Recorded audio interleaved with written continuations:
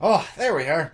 Hello and welcome to another edition of the Nightly News. I'm Chris Lee here with LPNN, bringing you all the news that is news and none of the news that isn't most of the time. Tonight's episode is brought to you in part by our amazing sponsors. We have H&R Block right here in Page, Arizona, the Page Public Library, and Big John's Texas Barbecue. A big shout out to them for helping us get you guys the news in real time. And a big shout out to you guys for being here and for liking, sharing, and commenting on all of these posts. We really do appreciate it. All right, let's see what we have here. Michael says, good evening, good to see you. Thanks for being here. Hey, look at that.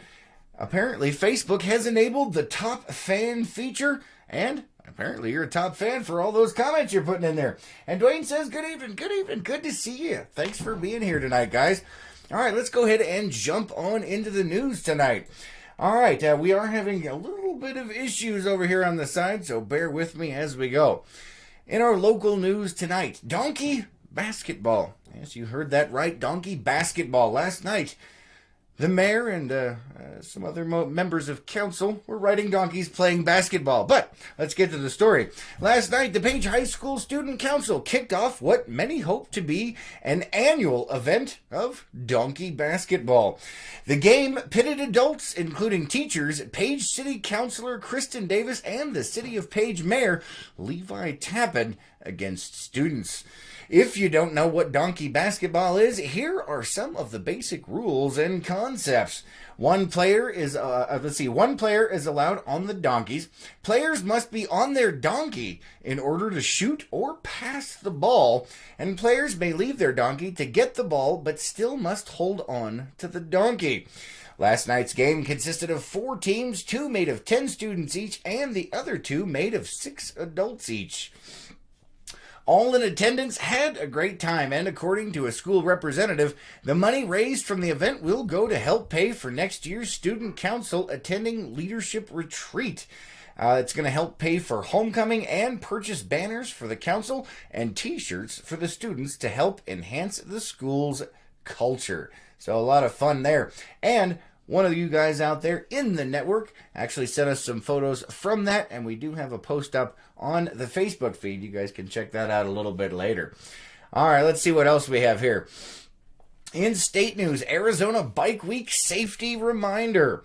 Today kicks off Arizona Bike Week, which means motorcyclists from around the country will be traveling to the Scottsdale area to celebrate and party. It also means that the weather is perfect for motorcyclists to pull their bikes out of winter storage.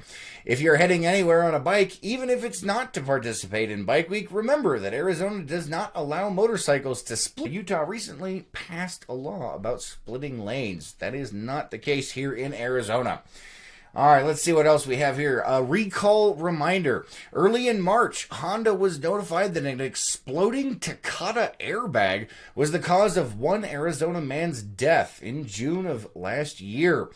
This has now brought the worldwide death toll from the devices to at least 24, and there have been more than 200 people injured by the inflators.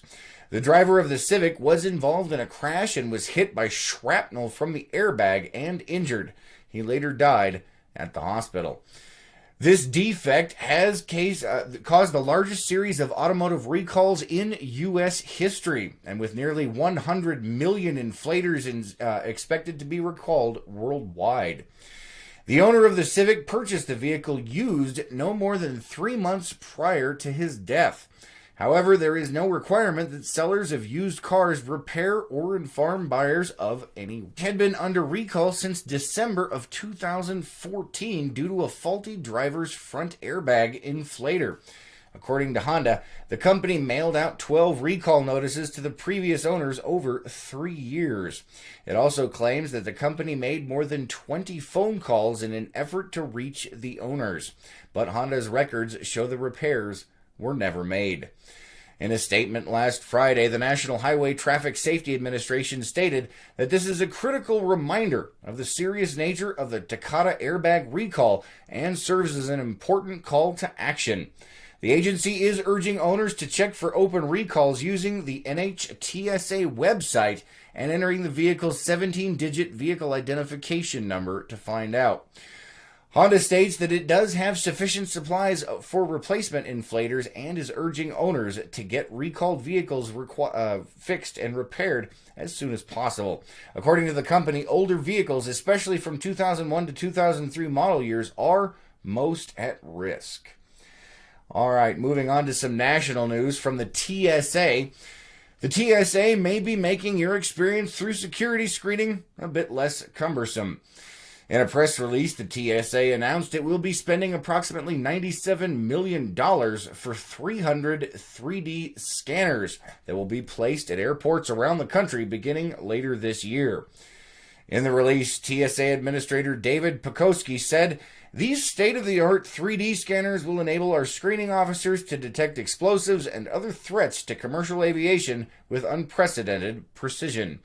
The TSA claims that the technology being used in the scanners will vastly enhance threat detection capabilities for carry-on baggage and overall effectiveness at airport security checkpoints across the United States.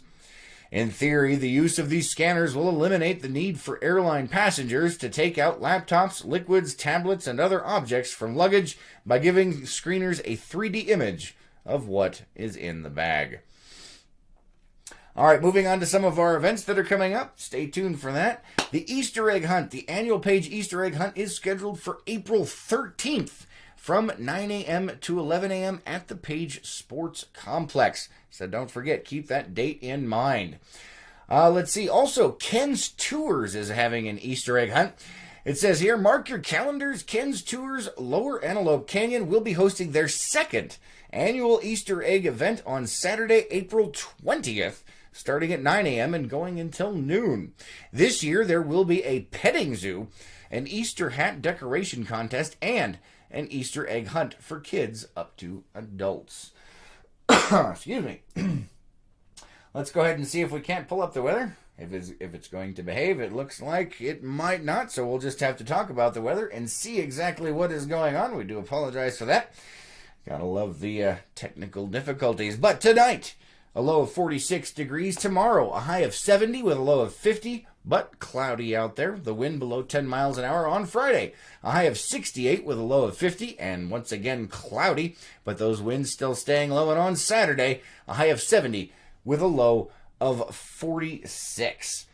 All right, let's see what else we have. Let's go ahead and move on to the local calendar of events. Oh, let me check the comments real quick. Diana says, catch-up time. Missed y'all lately. Well, I'm glad to see you here, Diana. Thanks for joining us, and thank you for liking, commenting, and sharing on all of these videos.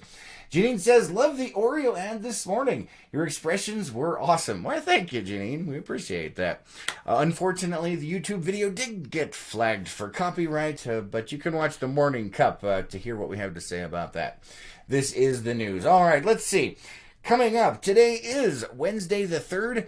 Tonight we have, let's see, anything left tonight? 6:15 p.m. Zumba over at the Community Center. Tomorrow, Thursday the 4th, 9 a.m. we have Pilates over at the Community Center. At 1 p.m. is the Coloring Club over at the Community Center. And at 3 p.m. is the Kids STEM Lego Challenge Build a Robot over at the Page Public Library. All right, that is all the time we have for you guys tonight. Thank you so much for joining us. Thank you for liking, commenting, and sharing on all of these videos. Have an amazing night, and we'll catch you tomorrow morning on The Morning Cup. Until then.